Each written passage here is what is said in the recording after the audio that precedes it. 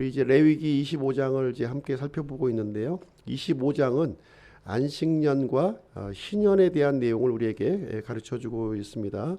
이 안식년과 희년 제도는 우리 그리스도인들에게 주신 건 아니고요. 이스라엘 백성들에게 주신 제도가 되겠습니다.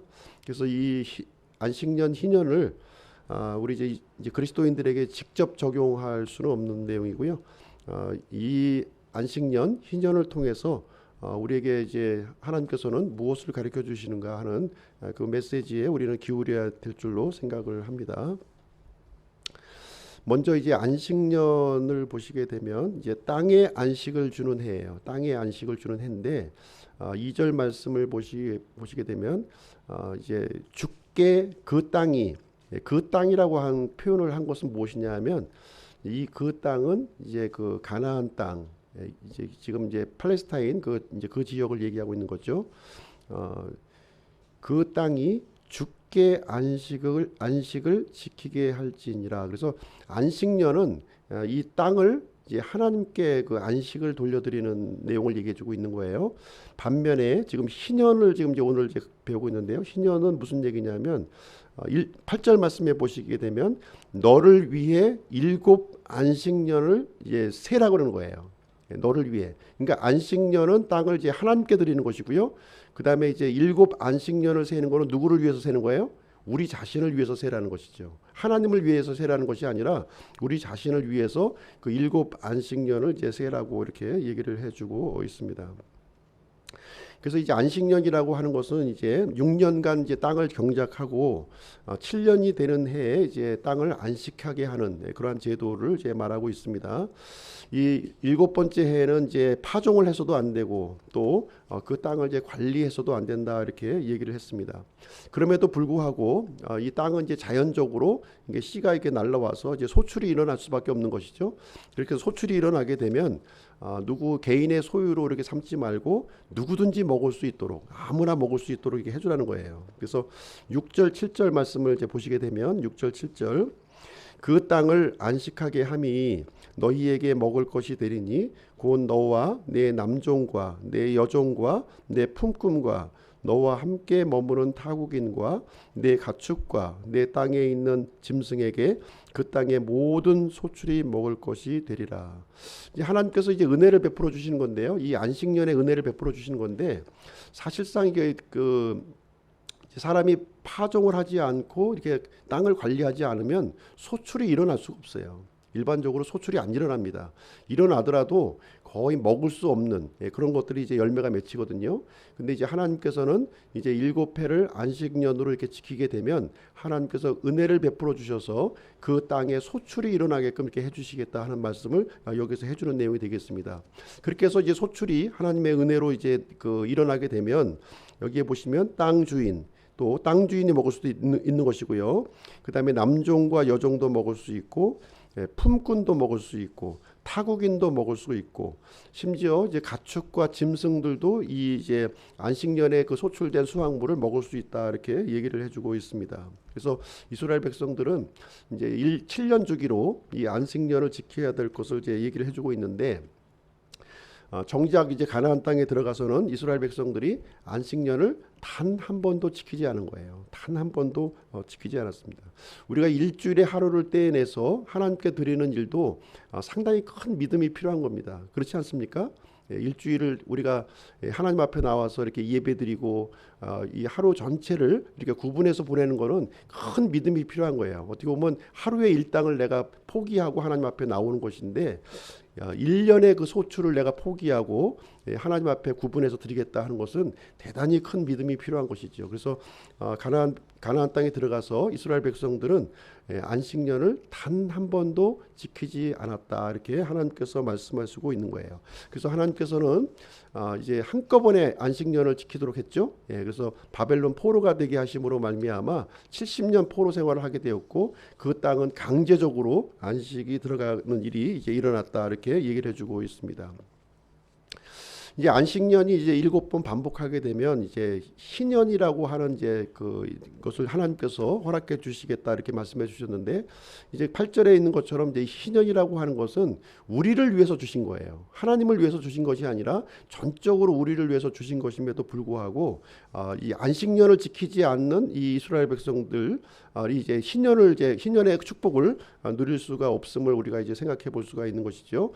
이제 50년 주기로 이제 일어나게 되는데 77이 49, 49년은 이제 안식년으로 지키고 희년도 안식년으로 지키는 거예요. 그러니까 다시 말하면 희년은 이 두 해를 안식년으로 지켜야 되는 이제 그런 이제 상황이 이제 되는 것이죠. 뿐만 아니라 그 안식년에 그 이루어진 것 외에도 희년에는 이제 추가적으로 해야 될 것이 있던 거예요. 무엇이냐면 모든 토지의 소유를 원소유주로 돌려보내는 일을 하는 거예요.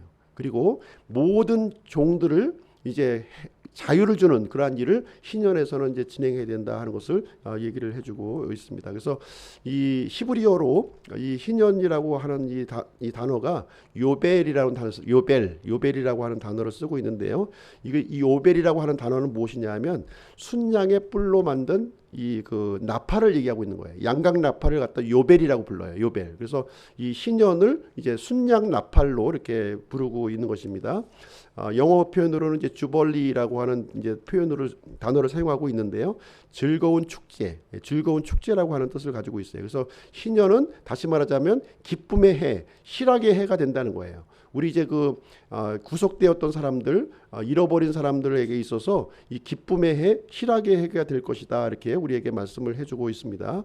8절, 9절 말씀 한번 보실게요. 너는 너를 위해 7 안식년을 셀지니 7년이 7번인즉 7 안식년의 기간이 너를 위해 49년이 되리라.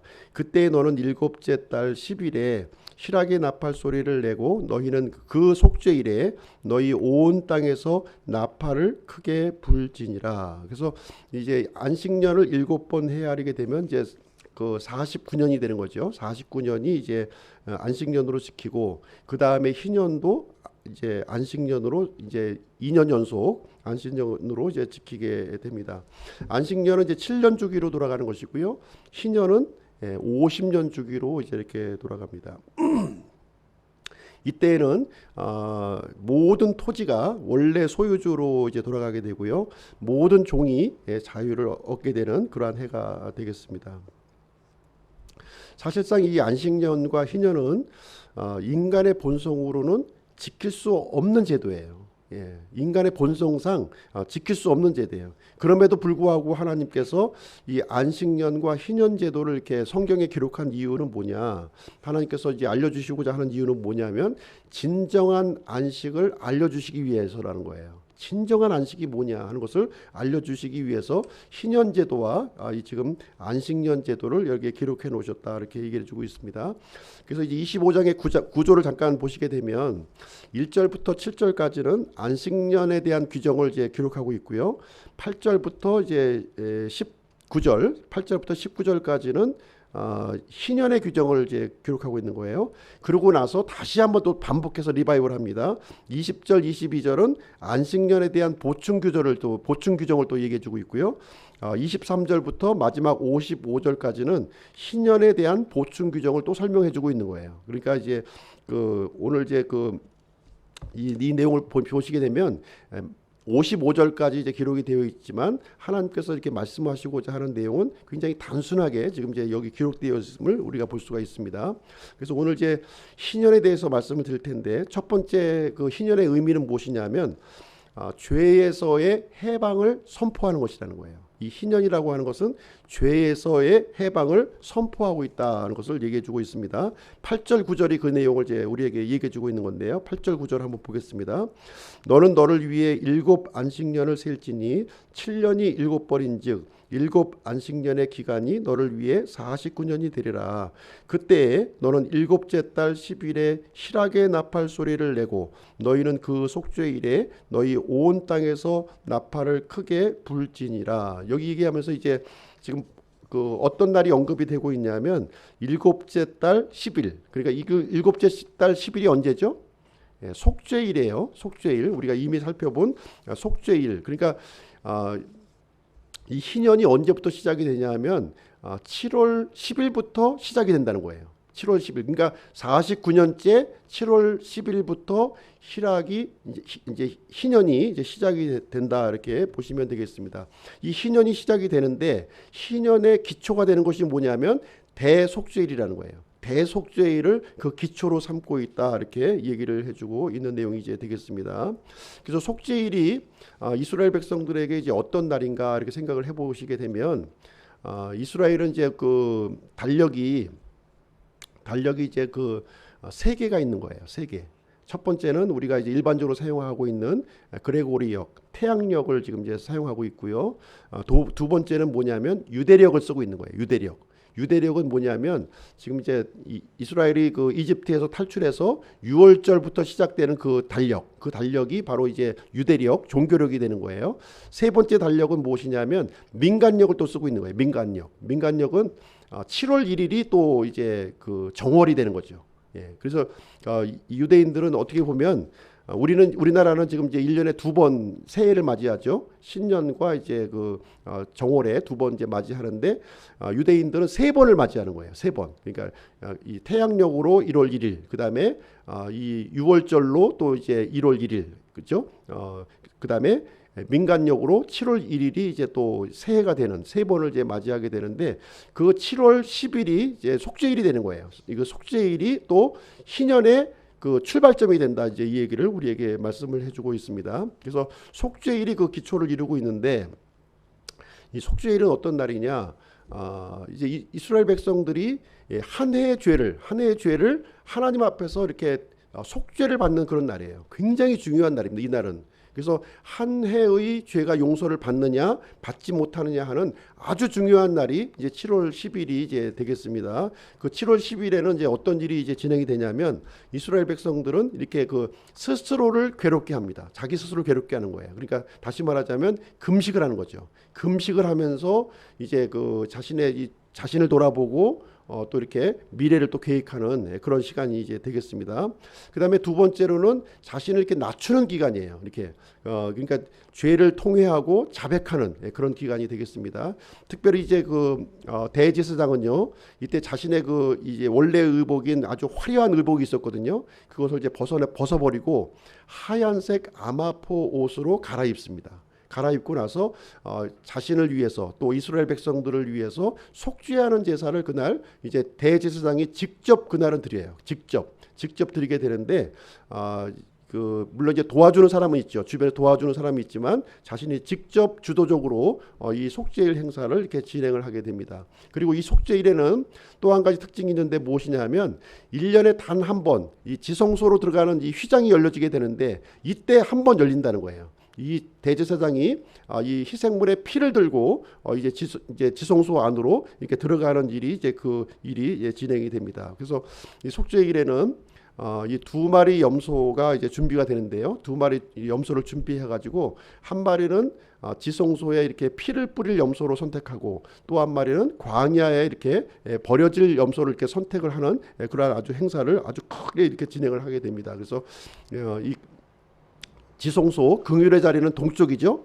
그다음에 광야로 가는 길은 서쪽이에요. 그래서 우리의 죄가 동에서 서로 먼 것 같이 이제 완전히 우리의 죄를 이렇게 그 떨어뜨려 놓는 그런 날이 바로 대속죄일이다 이렇게 얘기를 해주고 있는 것입니다. 그래서 이 대속죄일에는 이스라엘 백성들의 1년간의 죄를 이제 완전히 이렇게 그 이 희생물을 통해서 이렇게 그 제거를 하고 백성 앞에 선포하는 그러한 날이 이제 되겠습니다. 그래서 이 그 속죄일이 바로 희년의 기초가 된다는 거예요. 희년. 이제 희년이라고 하는 것은 이제 기쁨의 해요. 이제 희락의 해인데 이 기쁨과 희락의 가장 원천이 되는 것이 무엇이냐? 바로 속죄에 기초를 하고 있다 이렇게 우리에게 가르쳐 주고 있는 내용이 되겠습니다. 두 번째 희년은 자유와 회복과 기쁨을 선포하는 날이라는 거예요. 자유와 기쁨과 회복을 선포하는 날이다. 10절 말씀 한번 보겠습니다. 10절. 너희는 그 50째 해를 거룩하게 하여 온 땅에서 두루 온 땅의 모든 거주민에게 자유를 선포하라. 그것은 너희에게 희년이 되리니 너희는 각각 자기 소유로 돌아가고 각각 자기 가족에게 돌아갈지니라. 여기 보시면 모든 거주민, 온 땅의 모든 거주민에게 자유를 선포하라 이렇게 기록을 해주고 있지요. 그래서 신년이라고 하는 것은 이렇게 온 백성에게 자유를 선포하는 해라는 거예요. 자유를 선포하는 해입니다. 그래서 첫 번째 그 이제 뜻을 보시게 되면 본래의 소유를 회복하는 날이라는 거예요. 본래의 소유, 내가 가지고 있던 본래의 소유를 회복하는 날인데 이스라엘 백성들은요. 하나님으로부터 이렇게 상속 유업을 이렇게 받았어요. 이렇게 가나안 땅에 들어갔을 때 상속 유업을 다 이렇게 받았는데 하나님께서는 이 경작권만 주셨다는 거예요. 이스라엘 백성들에게 소유권을 하나님이 갖고 계시고 경작권만 이제 이 이스라엘 백성들에게 나눠주신 거예요. 그런데 형편이 어려워져서 이 경작권마저도 이렇게 팔 수밖에 없는 환경이 이렇게 조성이 된다는 겁니다. 근데 이렇게 환경이 어려워져서 이제 잃어버리게 되었을 때 이제 다시 돌려받는 제도를 하나님께서 만들어 주신 거예요. 그래서 이 희년이 되면은 잃어버렸던 그 땅 50년이 되면은 다시 돌려받는 원래의 소유주로 돌아오는 그러한 일을 이제 진행하게 되었는데 이것이 이제 50년에 이제 한 번에 이제 돌아오기 때문에 일생에 한 번 주어지는 기간인 거죠. 예. 그 사람마다 일생에 한 번밖에 이 기회가 우리에게 주어지지 않는 것입니다. 그래서 하나님께서는 또 한 가지의 구제책을 또 마련해 주셨는데 그것은 무엇이냐면 고엘 제도라는 거예요. 고엘 제도. 그러니까 희년이 되기 전에 자신이 잃어버린 땅을 다시 한번 회복할 수 있는 기회를 이렇게 주시게 된다는 거예요. 그 내용이 25절, 27절에 기록이 되어 있습니다. 25절, 27절. 만일 내 형제가 가난하게 되어 자기 소유 중 얼마를 팔았는데 그의 친족 중 하나가 와서 그것을 물으려거든 그는 자기 형제가 판 것을 물을 것이요 만일 그 사람에게 그것을 물을 사람이 없고 그 사람 자신이 그것을 물을 힘이 있거든 그는 그것을 판 횟수를 세어 자기가 그것을 판 사람에게 그 남은 값을 돌려주고 자기는 자기 소유로 돌아갈 것이니라. 이렇게 기록이 되어 있어요. 여기 보시면 내가 형편이 어려워져서 이 땅을 이제 팔게 되었다는 것이죠. 그러면 내가 이제 돈을 벌어가지고 이 땅을 다시 이렇게 되살 수가 있으면 좋은데 그럴 확률은 대단히 힘들다는 거예요. 점점 형편이 어려워지면 어려워졌지 좋아질 수는 없는 거죠. 그래서 친족으로 하여금 그 소유를 다시 물을 수 있는 제도를 마련해 주셨는데 바로 이것이 고엘 제도라는 거예요. 고엘 제도. 친족을 통해서 가까운 친족을 통해서 땅을 이렇게 물르는 그런 제도를 이렇게 마련을 한 겁니다. 그럼 땅값을 어떻게 계산하느냐? 땅값을 계산하는 것은 50년을 이제 100%라고 계산한다면 희년이 남아 있는 기간, 그 경작한 기간을 가지고서 땅값을 환산하는 거예요.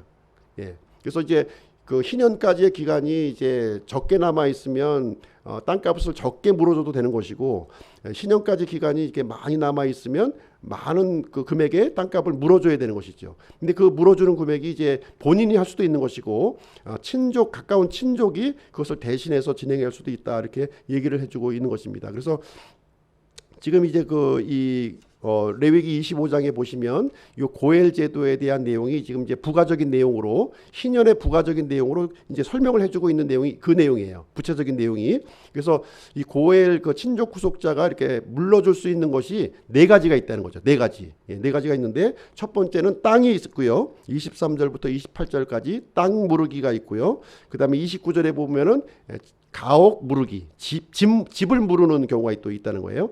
또 세 번째는 이 빚진 거, 내가 돈으로 이제 빚졌을 때 채무를 또 무르는 그러한 일이 또 있고요. 35절부터 38절.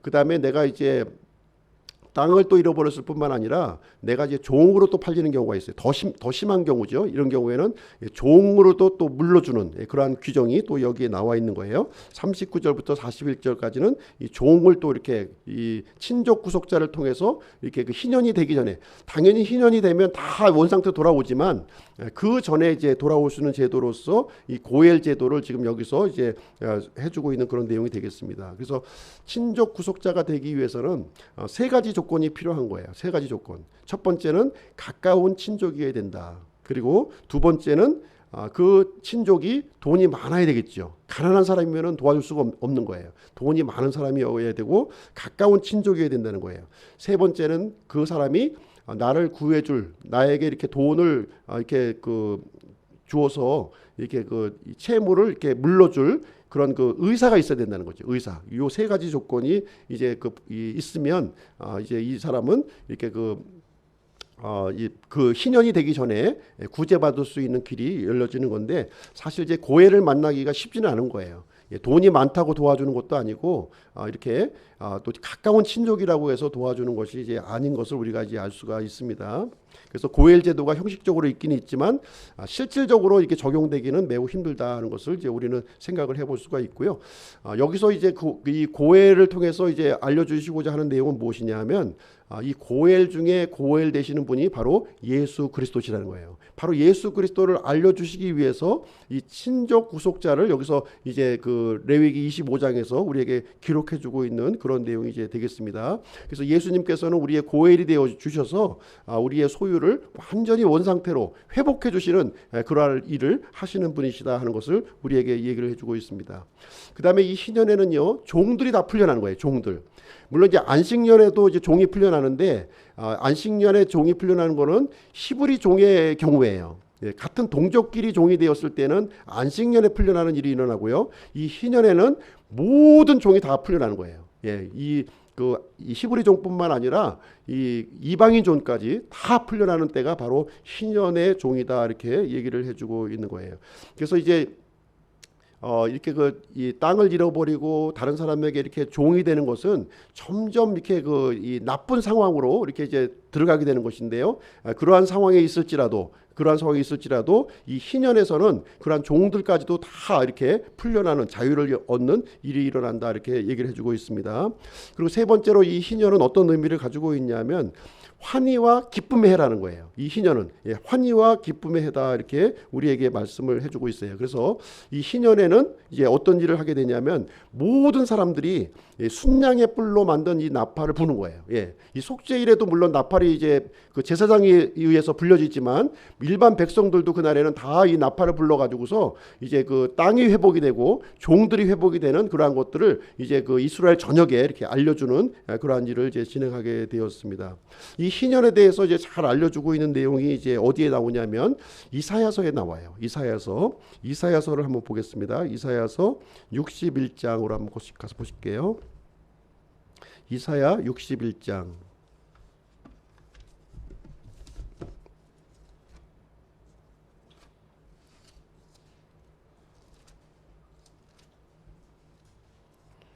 이사야 61장 1절부터 3절 말씀 보시겠습니다.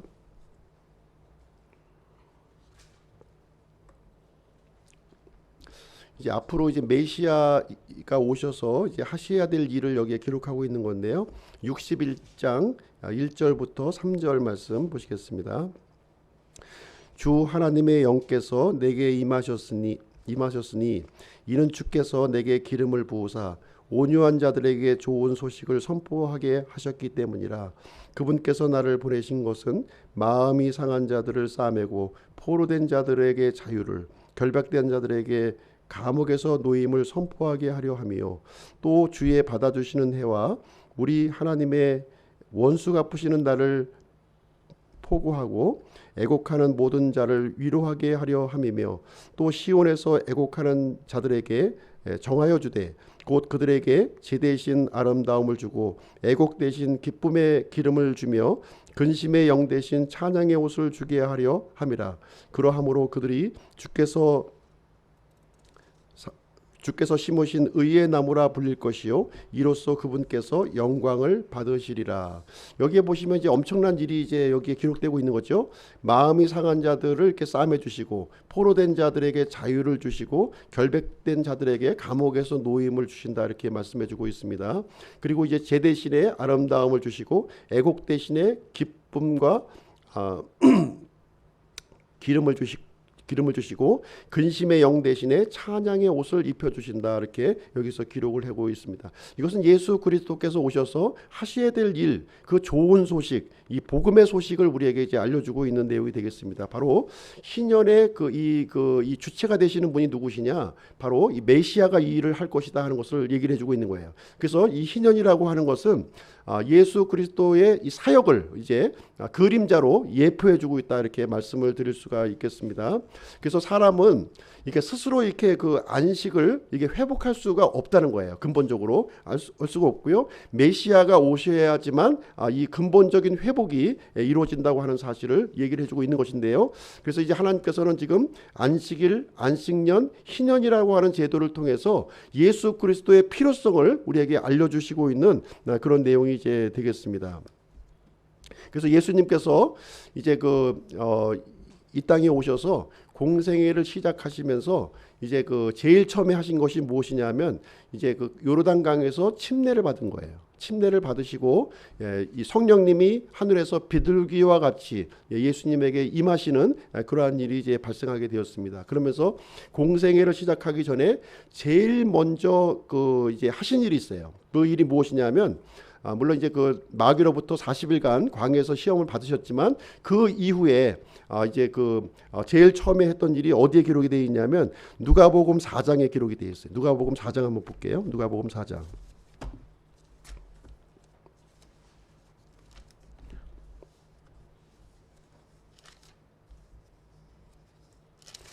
누가복음 4장 17절 보겠습니다.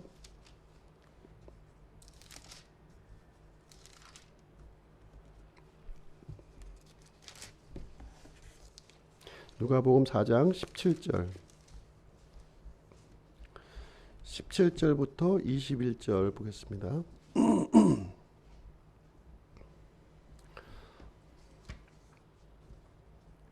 섬기는 자가 대언자 이사야의 책을 그분께 넘겨드리거늘 그분께서 그 책을 펴서 이렇게 기록된 데를 찾으시니라. 일렀을 주의 영께서 내게 임하셨으니. 지금 이제 하나님의 이 성령님이 이제 요르단강에서 예수님에게 임한 거죠. 임하시고 이제 마귀에게 40일간 이렇게 또 시험을 받으시고 이제 자기 고향 땅 나사렛에 와서 이제 회당에 들려가지고 이제 하나님의 말씀을 이제 첫 메시지를 이제 선포하시는데 바로 이사야 말씀을 들고 지금 이제 얘기하고 있는 거예요.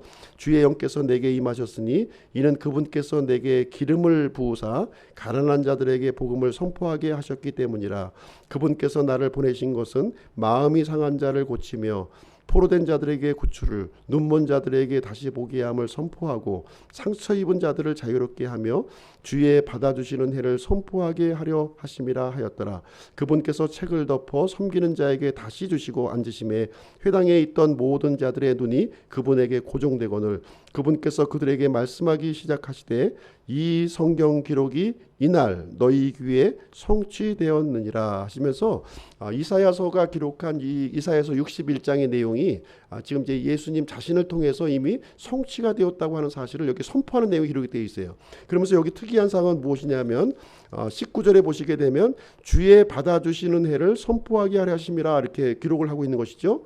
주의 받아주시는 해.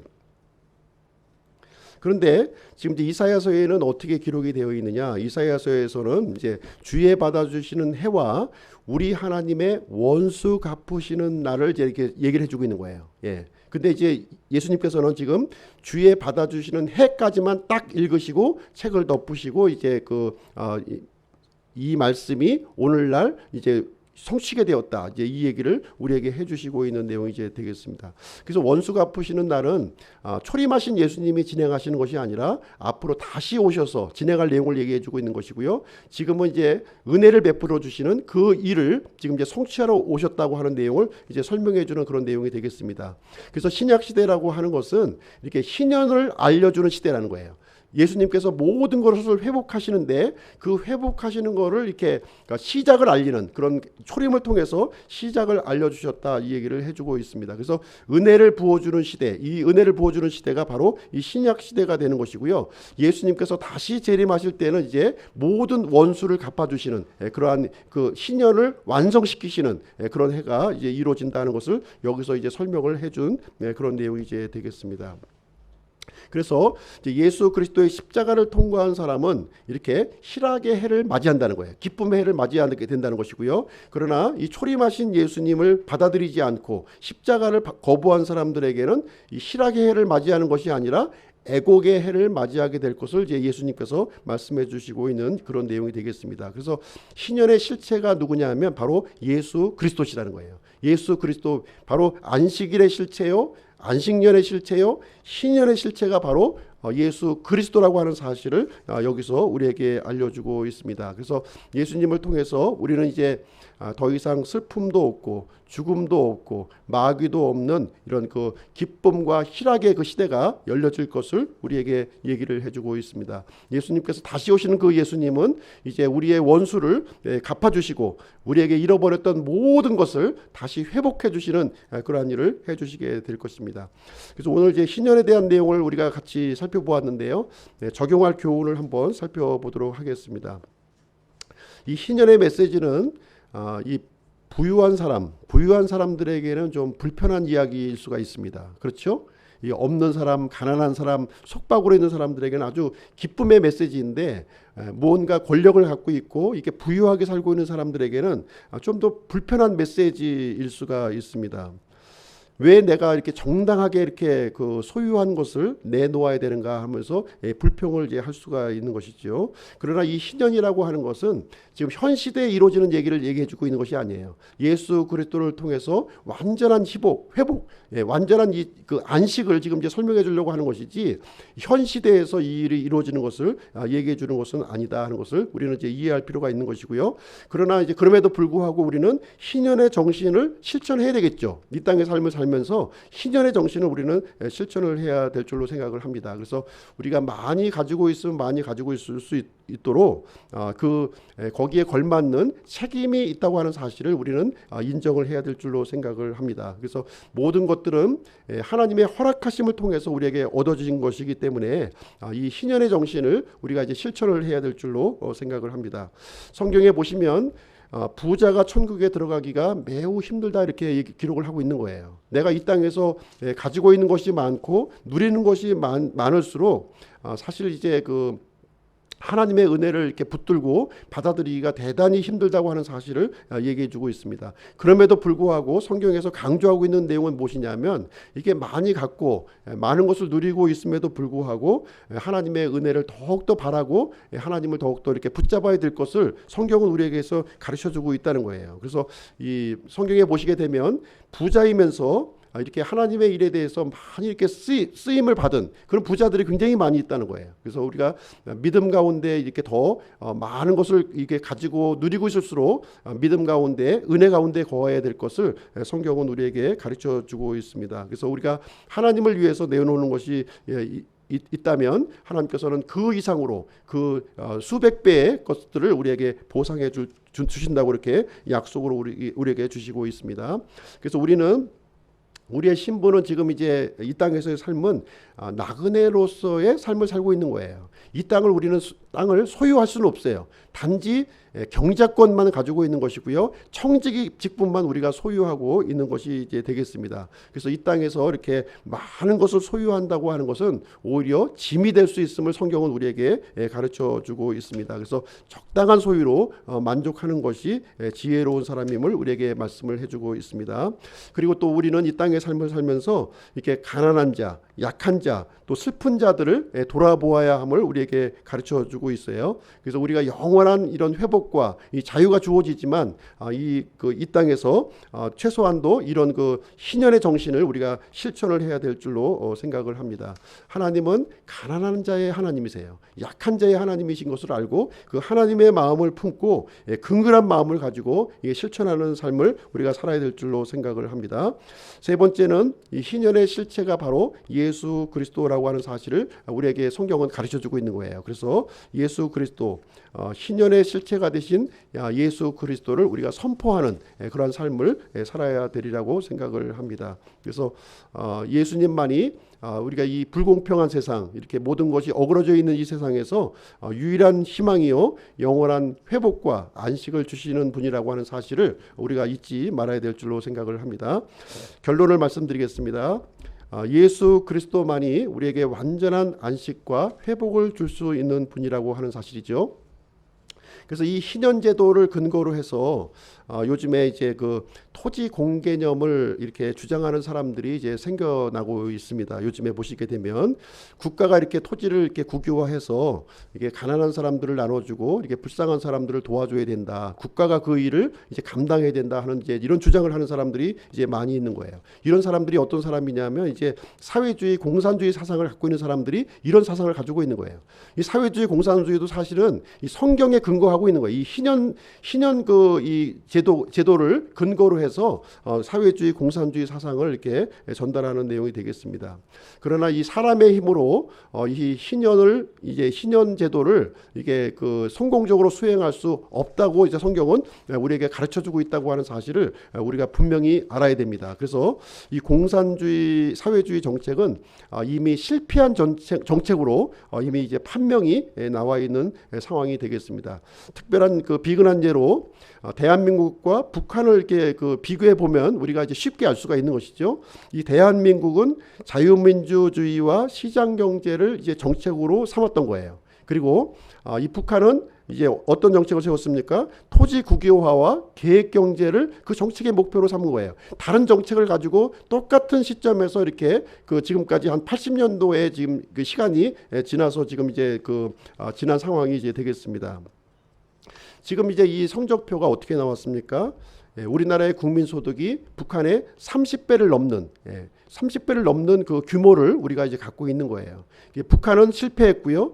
우리 대한민국은 성공했다고 하는 사실이 이제 이 경제 성적표를 통해서 확연하게 이제 드러나고 있는 상황이 이제 되겠습니다. 이 사회주의 이 사상이 성경에서 근거하고 있지만 이 사회주의의 이 주장은 허상을 잡고 있는 것이다 하는 것을 우리는 이제 생각을 할 수가 있는 것입니다. 그래서 이 희년은 오직 예수 그리스도만이 성취할 수가 있는 거예요. 사람이나 국가로서는 이게 이런 것을 이룩할 수 있는, 할 수가 없는 내용인 것을 성경은 우리에게 가르쳐 주고 있습니다. 그래서 우리는 영적으로 마귀에게 노예가 되었던 사람들이에요. 그렇죠? 그렇기 때문에 하나님의 은혜로 우리가 하나님의 백성이 이제 되었습니다. 그래서 우리는 이제 이 땅의 삶을 살아가면서 이렇게 희년의 정신은 이렇게 실천을 해야 되는 거죠. 희년의 손질을 실천해야 되지만 희년을 온전하게 이 땅에서 이룰 수는 없다고 이렇게 성경은 우리에게 가르쳐주고 있는 내용이 이제 되겠습니다. 그래서 우리가 해야 될 일은 무엇이냐면 이 희년의 실체가 되신 예수 그리스도를 이제 전하는 그러한 일을 우리가 해야 된다고 하는 사실이에요. 그래서 지금 이 순간에도 죄와 마귀로 이렇게 속박되어 있는 그 사람들을 우리가 구출해야 된다고 생각을 합니다. 그래서 진정한 안식과 진정한 소망을 그 회복에 대한 소망을 갖고 살아갈 수 있도록 이렇게 우리가 해줘야 될 의무가 우리 먼저 믿는 사람들에게 있다고 하는 사실을 가르쳐주고 있습니다. 바로 이것이 이제 희년의 정신이라는 거예요. 희년의 정신입니다. 그래서 하나님께서는요, 우리가 이제 이 땅의 삶을 살아갈 때 이렇게 하나님의 말씀대로 이렇게 살아가고자 하는 마음을 가질 때 하나님께서는 우리들에게 은혜를 이렇게 베풀어 주신다는 거예요. 하나님의 말씀으로 다가가면 다가갈수록 하나님께서는 더 많은 은혜로 우리를 이끌어 주시는 하나님인 것을 우리가 이제 발견을 할 수가 있는 것입니다. 그래서 하나님의 은혜를 날마다 경험하는 우리 기쁨교회 성도님들이 되시기를 기도합니다. 이상으로 오늘 그 희년에 대한 내용을 함께 살펴보는 시간을 가졌고요. 잠시 기도하는 시간을 갖도록 하겠습니다.